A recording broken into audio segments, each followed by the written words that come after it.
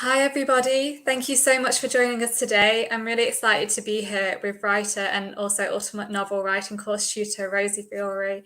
Thank you so much for joining us, Rosie. How are you today? Hi there. I am very well. It's really, really lovely to be here. Yeah, thank you so much for joining us. Rosie's obviously here to answer all of your questions about writing, about getting published, anything that you're curious about. And as I mentioned, she'll also be tutoring on our upcoming Ultimate Novel Writing course, which we're really thrilled to have you join us, Rosie. You've been working with Jericho writers for a while now, helping writers, especially at the beginning of their careers, with help on their novel and getting it to the place where it needs to be. But we're really thrilled that you're also joining us as a tutor. So thank you so much for that. Brilliant. I'm unbelievably excited about the Ultimate Novel Writing course. Yeah, I've worked editorially, but that normally means I get kind of one go at a book, yeah, and and then I feel really bad because writers are kind of on their own. They go on to do edits and then head out on submission to agents and publishers. And yeah. the idea that I'll be able to build a year-long relationship with writers and see them through the whole process is really exciting. Yeah, I think it's such a lovely experience for both the tutors and the students. So I think you're a perfect person that we can have on board for this. So thank you again. So hi, if you're just joining us, I'll just tell you a little bit about Rosie, just in case you haven't come across her work before. Which, if you haven't, you should really go and look out for it, because it truly is stunning work. So Rosie's worked as a novelist, as a writer and a mentor and an editor in theatre, television, magazines, advertising, comedy and the corporate market for more than 30 years. And as an editor for Jericho Writers, she's offered support and advice and mentoring to more than 50 novelists, which is incredible.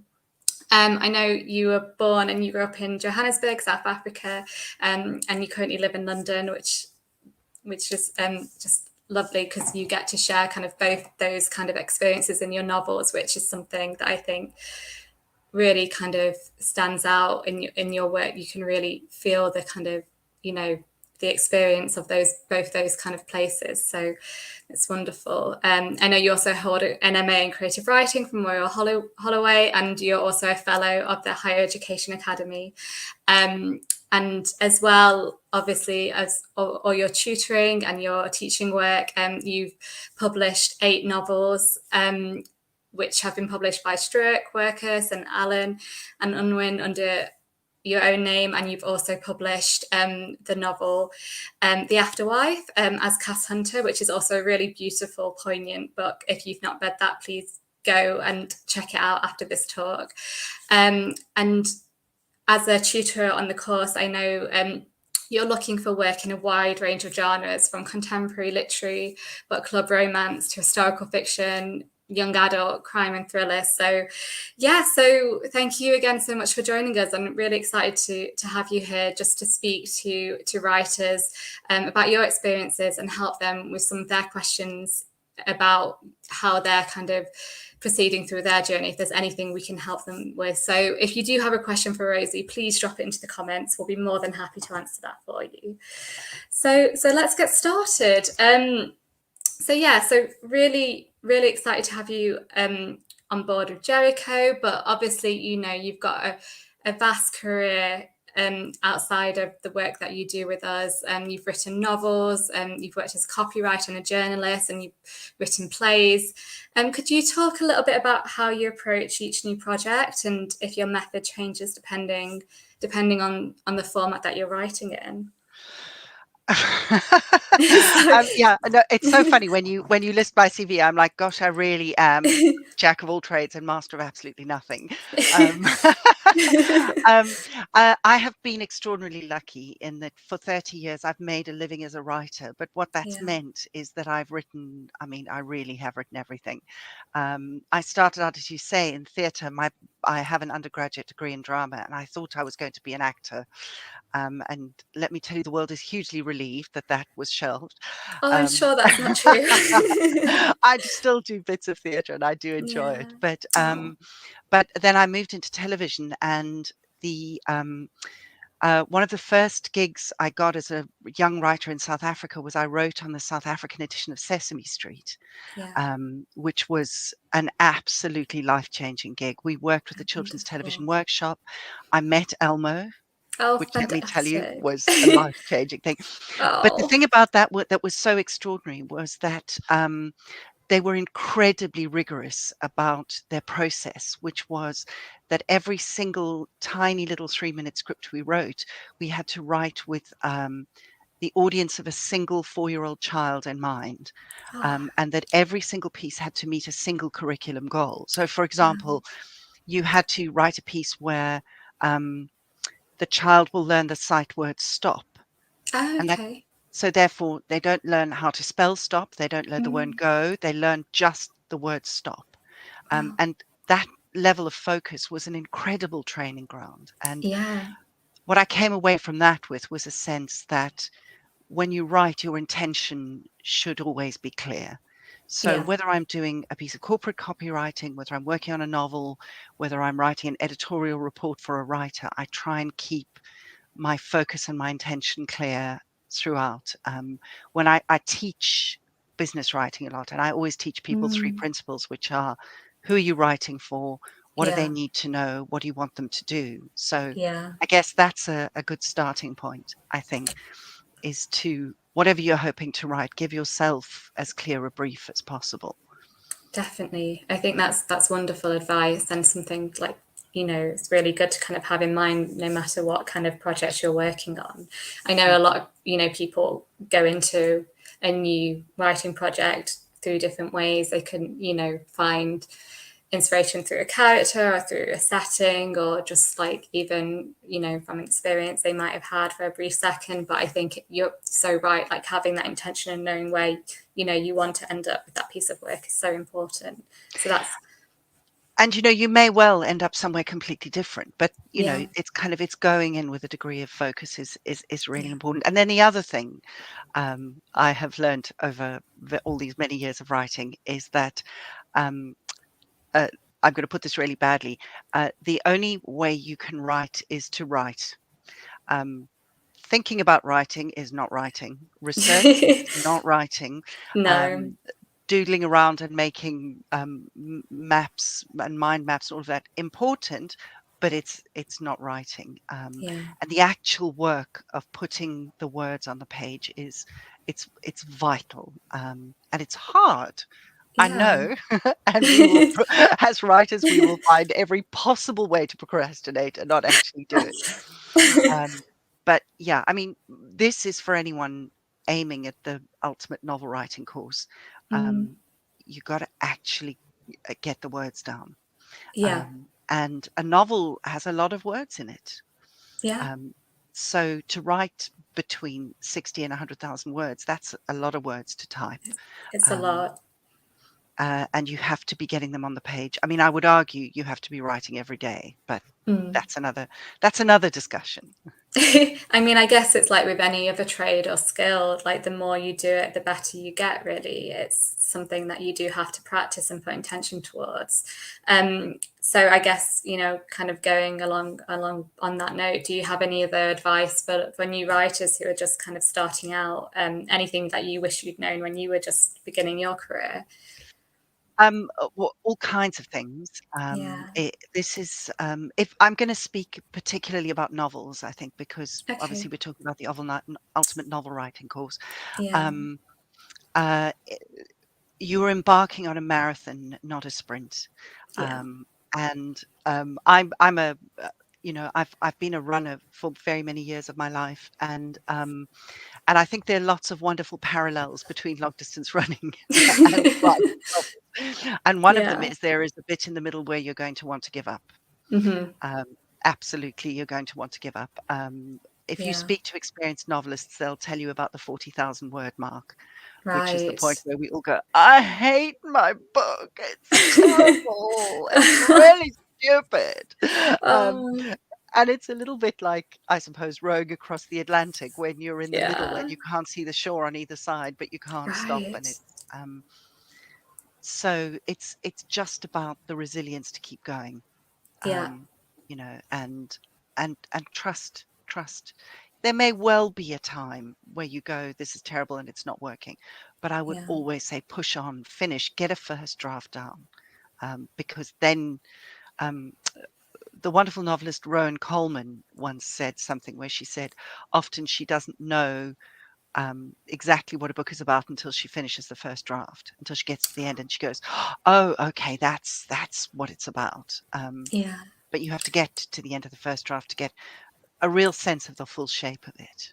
Oh, I've not heard that quote before, but that's wonderful. And Yeah. it's a beautiful way to look at it. I think a lot of, especially new writers, maybe think once you've got the first draft on the page, the job is done. Just send it off to an agent, and then that's that. It's kind of ready to go. But I feel like that's not generally maybe the best practice when writing. You do have to go back and revisit that draft many times to get it into a good place. Absolutely. But I mean, I think the for new writers, the psychological barrier of completing the first draft is huge. Just, Yeah. and I would say, obviously everybody works in different ways, but I think getting into the habit of constantly going back and rewriting your first chapter to polish it, um, Mm, it's really easy to get stuck there, and that there is value in just pushing forward to get what we call the dirty first draft. Just get it down, get those yeah. words down. It doesn't matter if there are bits that don't work. It doesn't, just get it down. And Mm, then you've got something you can work with and yeah. see you've got a shape to it. Um, Yeah. lots of people tell me, oh, I keep going back and polishing. And I'm like, well, that's because you're scared to move forward. Yeah. And you do need to. Uh, there's a huge difference between writing 2 or 3 thousand words and shaping something and making it pretty. And, Yeah. you know, I think for a lot of writers, once you get beyond sort of 10,000 words, it starts to feel like you're kind of dealing in big chunks of plot, and it's a very different experience. Completely. Would you say there's kind of like how do you know when it is at that stage then that it's kind of ready to be seen by an agent or by someone It's about else? 2 drafts further along than you Yeah. think it is. It should, Okay. yeah. I mean, Yeah. the thing about submitting to agents is that even though there are a lot of agents in the Mm, UK and around the world, yeah. you only get one pop at any particular agent. Right. So if you submit to your dream agent and your book isn't ready, then that's it. You've lost that chance. Yeah. Um, uh, and I mean, the figures vary massively, but the agents that I've spoken to, successful popular agents, are getting between 300 and 400 submissions a week. The numbers are Wow. horrifying.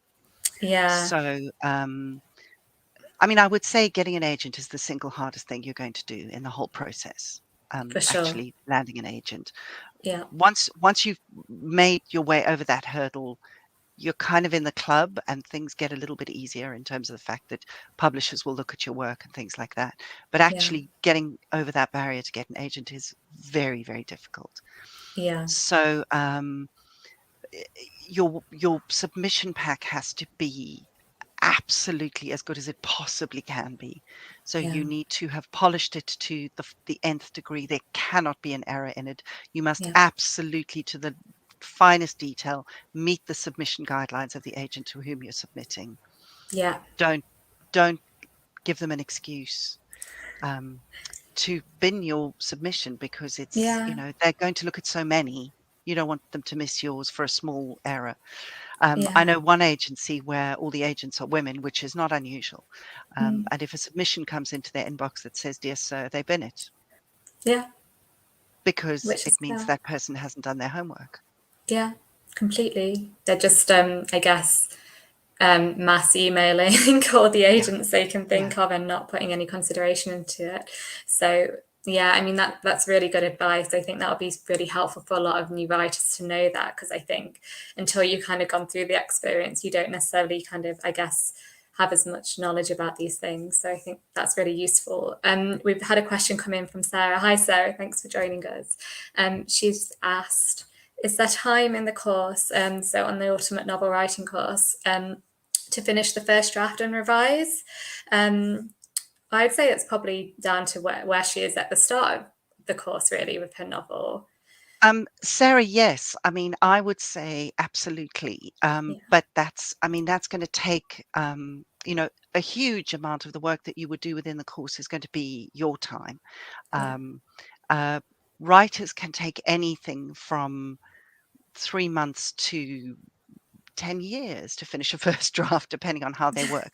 But I mean, if you have a first draft down quite early on in the course, then absolutely there would be plenty of time to revise. And I would highly recommend that. I think yeah, that's where you're going to get the value from the courses if you've got chunks of work that you're in a position to share.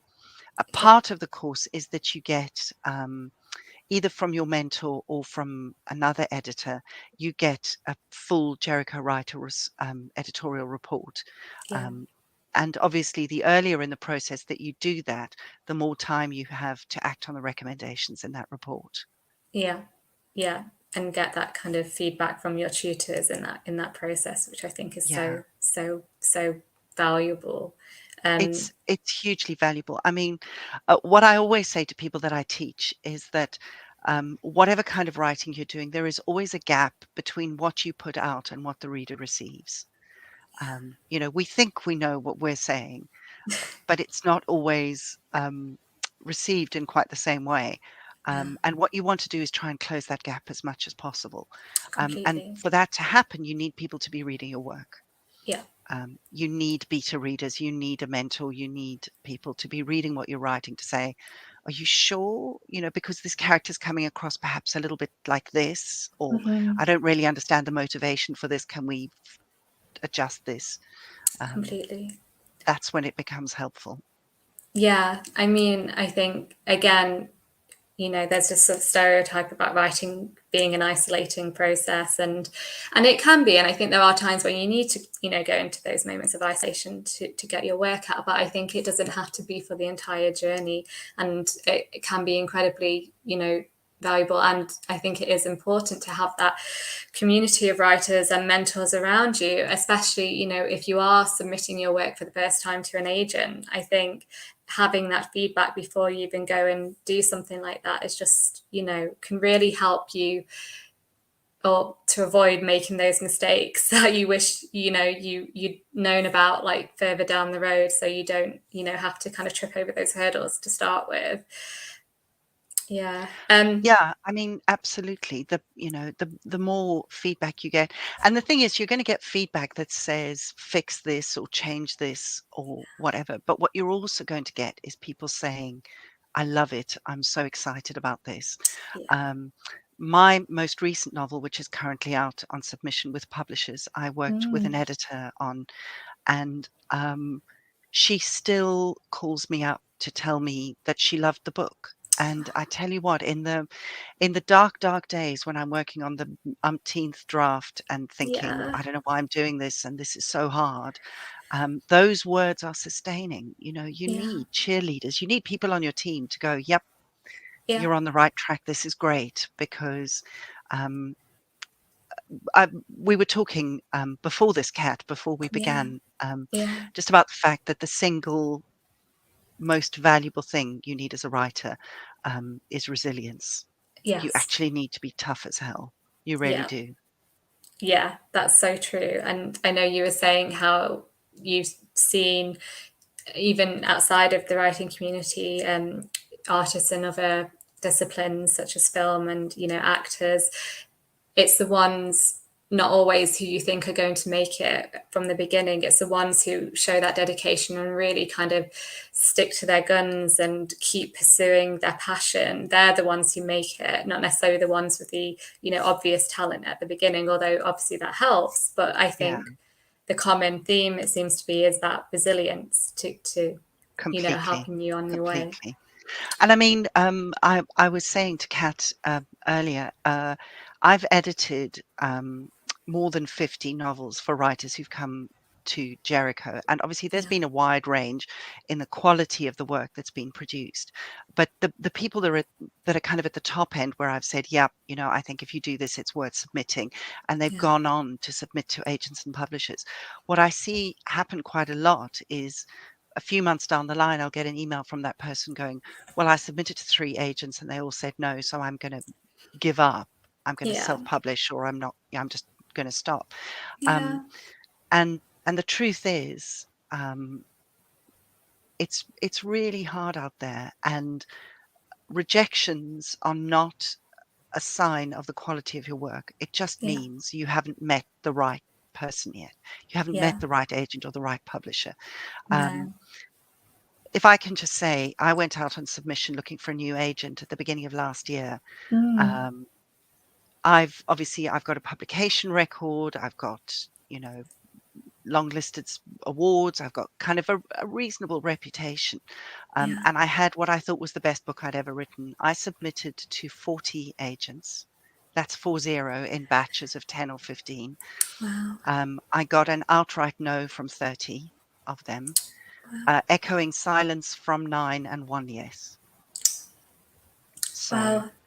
I'm glad there I is mean, the one yes, because I'm really looking forward to the book.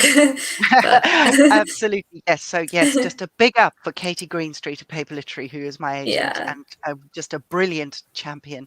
And I know she Mm. does quite a bit of work with Jericho as well. Yes, Um, yes, it does. Yeah, oh, that's fantastic. I mean, I know earlier you compared kind of that process of finding, the right kind of agent to falling in love, which I think is like a beautiful way to look at it. And I think also really helpful because, again, when you're going into it for the first time, you're not really sure what to expect. And I guess you think it's going to be the smooth process, but it's not necessarily. Not at And all. And yeah, also remember, it's a two-way process. I think we yeah, feel as writers that we're out with a begging bowl, desperate for yeah, an agent and then a publisher to take us on. But the point is, it's got to be the right relationship. And it completely. genuinely is. I think the falling in love analogy is really strong, because Yeah, what you want is someone who holds your book in their hands and goes, I'm in love with this. I just, I want to go out and champion this. I want to sell yeah, it. And then you want an editor who feels the same, who says, I'm exactly. going to put heart and soul into publishing this as well as it can be published. Yeah. Um, and I mean, as we all know, you're going to meet hundreds of people in your life. Hopefully, you're only going to fall in love with and marry a very select few. I mean, I'm not going to say one because who knows what your lifestyle is, but hopefully Yeah. not that many. Yeah. Or would you want to? I mean, well, you never know. You never know. But I guess at least in my experience, not multiples and multiples of people. And I think you have to be able to develop that kind of in the same way, like feeling of trust with someone, because it is something, Mm, very personal to you that you're handing over. And I think that it makes the journey a lot easier if you do feel like you've handed it over to someone who is going to take care of it the best they can. So yeah. yeah, yeah, But yeah, um I mean, the one thing I would say to writers is just don't give up. Don't give yeah, up. yeah. Um, it's worth sticking at it much longer than you think it will be. Yes, yeah, completely. We've had another question coming from Glenna. Um, Glenna has asked, would you say it is a good idea to write short stories when one gets stuck on a novel draft? Okay, so Glenna, what you're saying is that you're working on a novel, you've got a bit stuck and you want to step away and work on something else. I mean, I think that's fine. I think that's Mm, absolutely fine.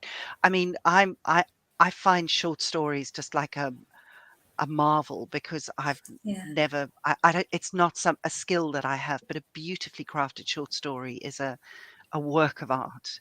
yeah, It's a wonderful thing to see someone go through that process of making us care about characters and taking us on a journey over just a few thousand words. And it's an yeah, excellent way to hone your craft.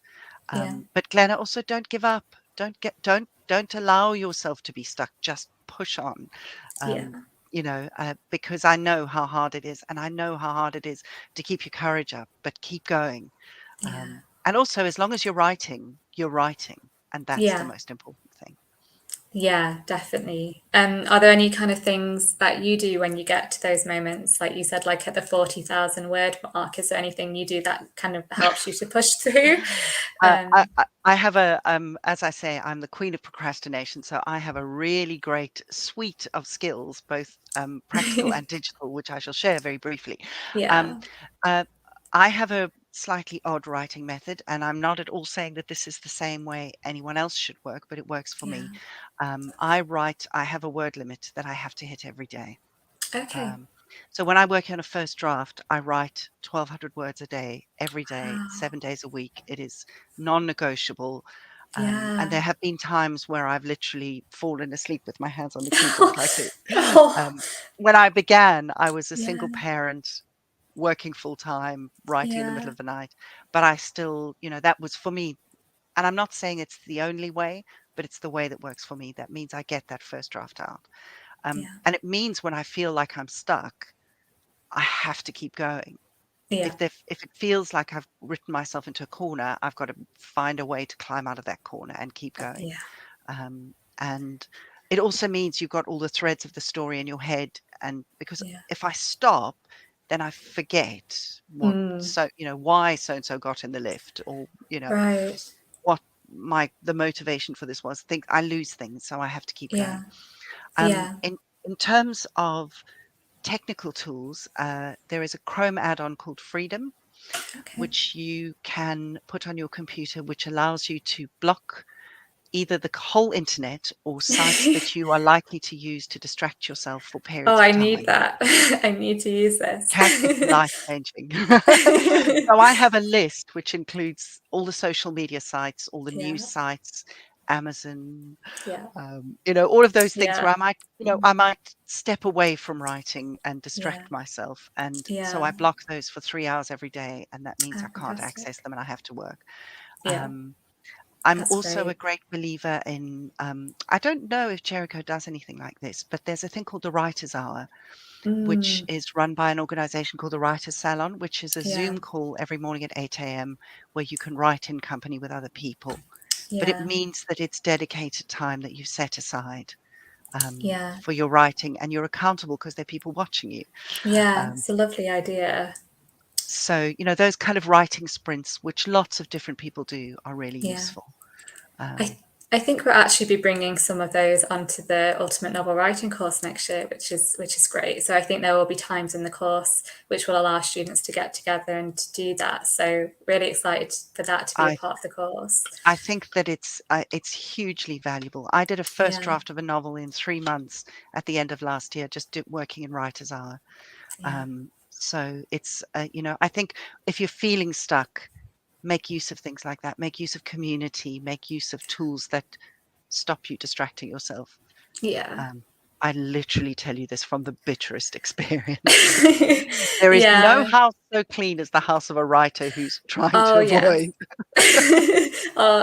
I mean, yeah, I can relate to that on so many levels, and I'm definitely going to be looking up that tool after our conversation. But yeah, that's great, I think, as well. Also, just nice to know that people in similar situations, it's completely normal, but it's good Oh, to kind of, completely. Yeah. yeah, But just also, good. there's that sense where uh, when something is difficult, our Mm, human instinct is to step away from it.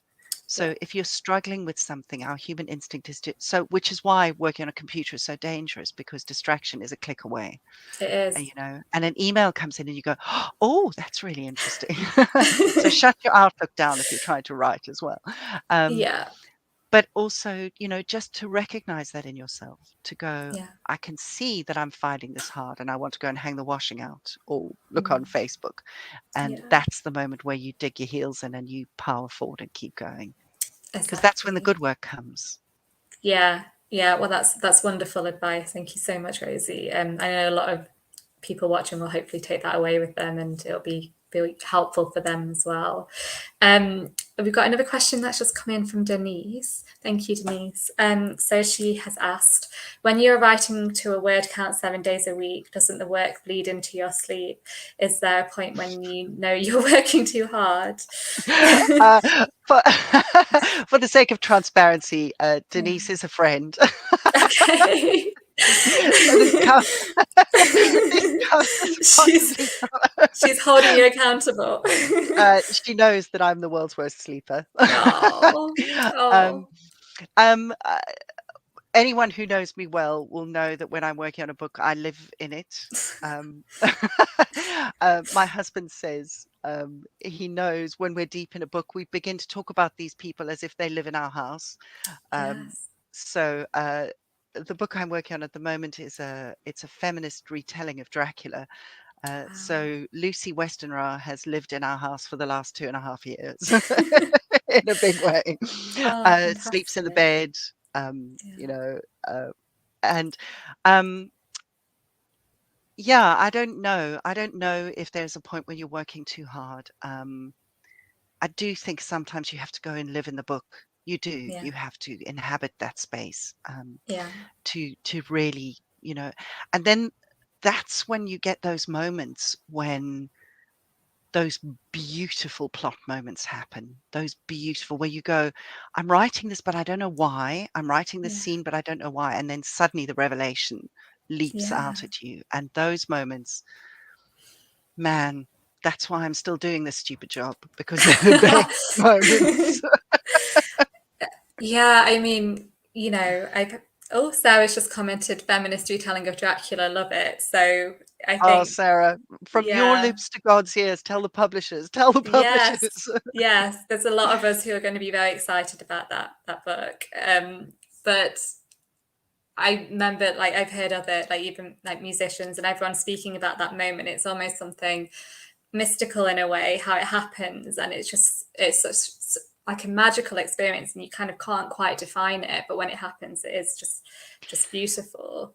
I mean, I'm sure we can dig back and we can work out where those moments of inspiration come from. And you suddenly Yeah, remember it's that woman you saw on the bus 6 months right. ago and that thing you read and whatever. Yeah, But it's that moment where your brain has done the work and it hands it to you. yeah. Mm, Um, I always say that writing a book is like reading a really amazing book. When you can't wait to turn the page because you can't wait to find out what happens next. But yeah, when you're writing it, you get to decide what yeah, happens next, and it's just the best feeling. I mean, yeah, um, I want to say to everybody, obviously we've talked a lot in the course of this call about how hard it is and how difficult parts of this process are, but there genuinely is no lovelier thing to do than, yeah, that wonderful moment of creation. It's glorious. yeah, completely. And I think that's something, like, we would never, obviously, at Jericho Writers, we want to help writers as much as we can in, being able to kind of pursue that journey and, get those stories told and out there. So I think it's so important, and it's a shame it can be so hard to get it out there sometimes, because you really do pour your heart and soul into these projects, and I guess that's what we're trying to do a little bit with the course, is just really helping people to kind of set them up for success as much as we can. So what kind of drew you to tutoring on the course in the first place, and why do you enjoy it? Because you've worked with so many writers with us and in other contexts as well. Why do you enjoy mentoring other authors as well? Um, I took a decision about 6 years ago that I wanted to Mm, move into teaching, which is yeah, why I went to do the postgraduate certificate because it allows me to yeah, lecture at university level. yeah, And I did the MA um, because it's just such a lovely feeling seeing that we've all had that moment where you learn something and you go, oh, wow, that moment of revelation which opens another door for you. And I really wanted to share, because for me, I stumbled into writing kind of by mistake. I launched into writing my first play when I was 21 when I knew nothing, and I wrote this frankly appalling play. I'm Just sure it launched in wasn't. and oh no, it really was. But it's fine. It's fine. That's the other thing is it's okay to write terrible stuff because Yeah, there are infinite stories in you. Yeah. And so much of my writing journey, I've stumbled along in the dark, and I didn't know people. I went out to try and find an agent and publishers, and I knew nobody. I didn't know anyone in the publishing industry.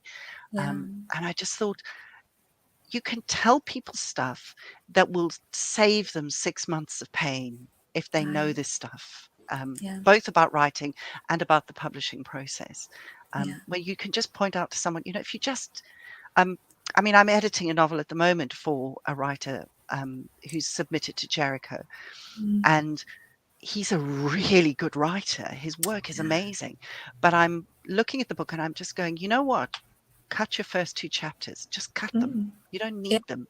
Come Yeah. into the story at this point where the exciting thing happens, and suddenly we've got a book that Oh. people are going to go, oh, wow. And the thing is, he wouldn't have realized that. And the writing is Mm. really good, but Yeah. it's scaffolding. He needed to Right. write it to get him to the point where the exciting thing happens, Yeah. but we don't need to read it. And the Yeah. joy is being able to say to someone, promise you, put a red line through those and suddenly you're golden. And Yeah. hopefully he's going to go, oh, wow, yeah, Mm. I see it. Mm. Oh, that's wonderful. And I think I like the scaffolding metaphor. It's kind of a lovely way to kind of look at, the draft of the book and just, I guess, figuring out what you need to kind of take away and what you can keep. But Yeah, that's, yeah. yeah, that's fantastic. For anyone who is interested in signing up to the Ultimate Novel Writing course, which, in case you've just joined us, Rosie will be tutoring on starting this October. We're thrilled to have you on board. So again, thank you so much for that. So at what point in someone's writing journey would you recommend that they be on before they enroll onto the course? How long is a piece of string? I think you should, at the very least, you should have a strong idea. You should go, this is an idea that I'm committed to writing. Yeah. If you've got a first draft, that's great. We can work on polishing and editing. But if you're going to launch in and say, I'm going to write a novel, then I would say come in with a really strong concept of what it is that novel is about, some idea of the characters, and just, bring your courage, because the process is rigorous, both of Yeah. writing a novel and of the Ultimate Novel Writing course. We're going to ask a lot of our students, because we're going to commit to believing in people and taking them through this process. There is so much material on offer. Yeah. So much that you get in terms of tutorials, in terms of Yeah. mentoring, in terms of access to people. Mm. Just launch in and grab it with both hands. That's what I want, really, is people who are going to be greedy and just take everything. Yeah. It's the difference between, I remember going into my undergraduate degree thinking, how much partying can I get away with, and how little I actual was work can I saying. do? Yeah. And when I went into my MA, I was much older, and I just had the sense that, like, I have access to these amazing minds and all of this material, and I'm going to drink everything in. And that's what I want, is students who just are hungry for Yeah. everything that there is for them to learn. Oh, fantastic. Well, if that is you, do Come, come, yeah, come and come, work. come join us. We promise you will never regret it. Honestly, it is a wonderful course with all sincerity, and Rosie is a wonderful, wonderful tutor. And so if you are interested, I'll put the link to the course along with more information about Rosie and her work after our conversation. So do go and check it out and send in your application to Rosie if you are interested. And Other tutors are available. yes, but But today, obviously. yes, obviously. So yeah, we really hope you're able to join us, and you can if you've got any questions about the course, you can also email us info@jerichowriters.com, and we'll also get back to you with any questions. So yeah, so we really hope to see you then. And thanks so much again, Rosie, for joining us. I mean, it's been a wonderful conversation. It's just been a joy speaking to you, and I wish I could do this every Thursday afternoon. It's a lovely way I'm to always available. yeah. Yeah, well, thanks again, and yeah, hopefully we'll be be able to have you on again soon. And hopefully all of you watching do come back and visit us. We'll be doing more live events in the future. So we hope to see you again then. And keep writing. Don't stop. Yes. Don't Yeah. stop. And on that note, I'll let us go. Thanks, everybody. Bye. Thanks.